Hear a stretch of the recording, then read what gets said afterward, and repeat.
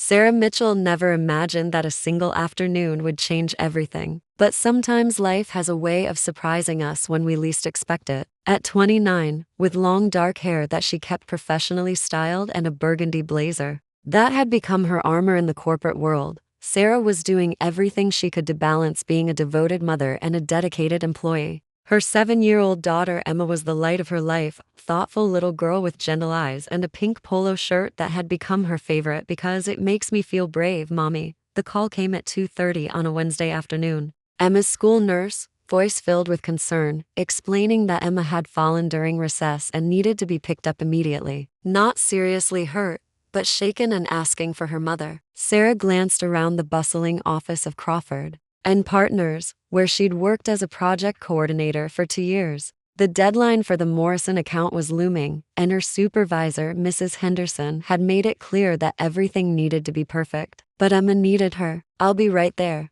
Sarah told the nurse, already reaching for her purse. The plan was simple: pick up Emma, bring her to the office for just an hour while Sarah finished the critical presentation, then head home. Emma was a quiet child, always well behaved. She could sit in the corner with a book and some crayons. It would be fine. It wasn't fine. "What is the meaning of this, Sarah?" Mrs. Henderson's voice cut through the office like a blade. Emma, who had been sitting quietly in the visitor's chair with her coloring book, looked up with wide, frightened eyes. "This is a professional environment, not a playground." Sarah felt her heart sink. "Mrs. Henderson, I'm so sorry. There was an emergency at Emma's school, and I just needed an hour to finish the Morrison presentation. She's not bothering anyone." "This is completely unacceptable." Mrs. Henderson barely glanced at Emma, who was now trying to make herself smaller in the chair. "We have policies for a reason. This kind of unprofessional behavior is exactly what gives working mothers a bad reputation."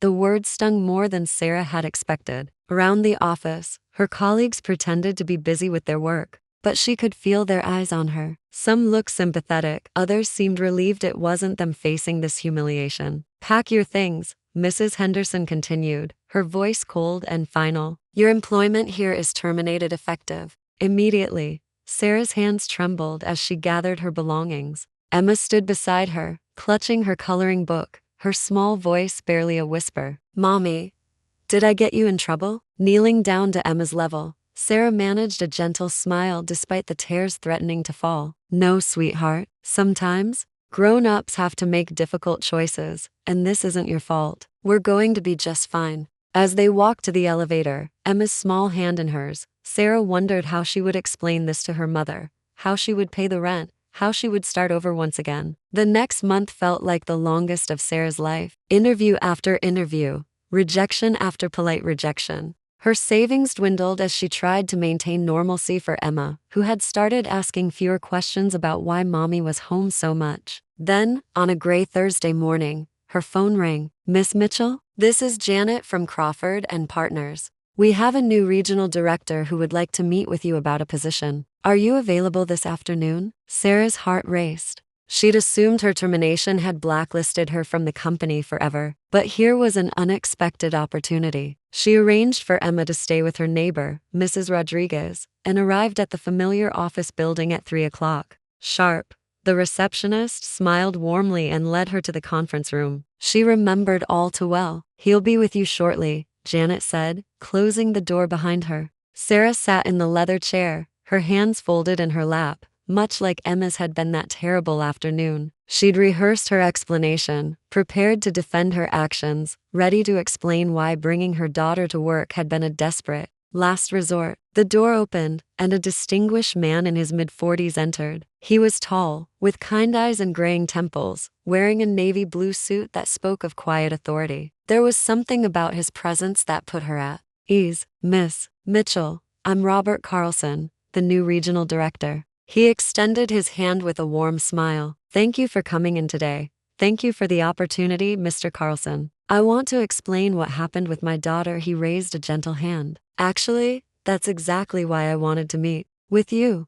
Sarah's stomach dropped. Here comes the lecture about boundaries and professionalism, she thought. Instead, Robert sat down across from her, his expression thoughtful and surprisingly gentle. I've reviewed your work history here. 2 years of outstanding performance reviews, consistently praised for your attention to detail and client relations. Never missed a deadline until that day. Sarah nodded, unsure where this was heading. Robert leaned forward slightly, his voice taking on a softer tone. Miss Mitchell, I need to share something with you. When I was 7 years old, my mother brought me to her workplace during a family crisis. I sat in the corner of her office, quiet as a mouse, while she tried to finish her work. Her supervisor found me there and fired her on the spot. Sarah's breath caught in her throat. That was 1988, Robert continued, his eyes distant with memory. We were living in Denver. My mother was a single parent, working as a secretary at a law firm. She'd been there for 3 years, never caused any problems. But one day, when childcare fell through and she had nowhere else to turn. He paused, and Sarah could see the pain of that old memory in his eyes. I'll never forget walking to our car that day, how she held my hand and told me it wasn't my fault, even though I felt like it was. How she cried when she thought I wasn't looking. What happened to her? Sarah asked quietly. She struggled for months to find work. Finally got hired by a small company where the owner understood that sometimes life doesn't fit into neat categories. She worked there for 20 years, eventually becoming their office manager. Robert's voice grew stronger. But I never forgot that day. I never forgot how it felt to watch my mother lose her job because she chose to be my mother first. He stood and walked to the window, looking out at the city below. When I heard about your situation, I knew I had to meet you. Not just because you're clearly a dedicated employee, but because 37 years ago, I was that child sitting in the corner, trying to disappear. The room fell silent except for the gentle hum of the air conditioning and the distant sounds of the city. Miss Mitchell, Robert said, turning back to face her, I'd like to offer you a position as senior project manager. It comes with a 30% salary increase and comprehensive family support policies. We're also implementing flexible work arrangements for situations exactly like yours. Sarah stared at him, hardly able to process what she was hearing.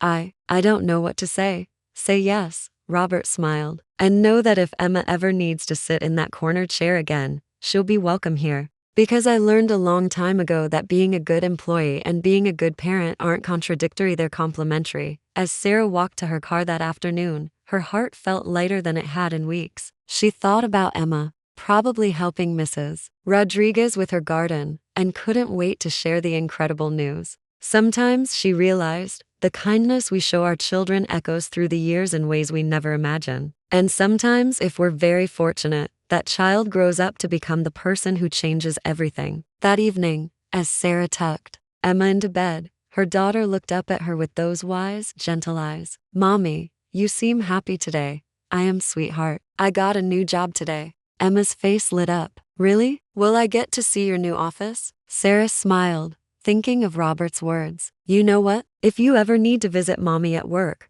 you'll always be welcome there. Really and truly. Really and truly, Sarah said, kissing Emma's forehead. Sometimes the world is more understanding than we think it will be. As she turned off the bedside lamp, Sarah whispered a quiet prayer of gratitude for second chances, and for the beautiful way that one person's childhood memory of needing understanding had grown into the power to offer that same grace to others. The circle was complete, and tomorrow would bring new beginnings for both of them.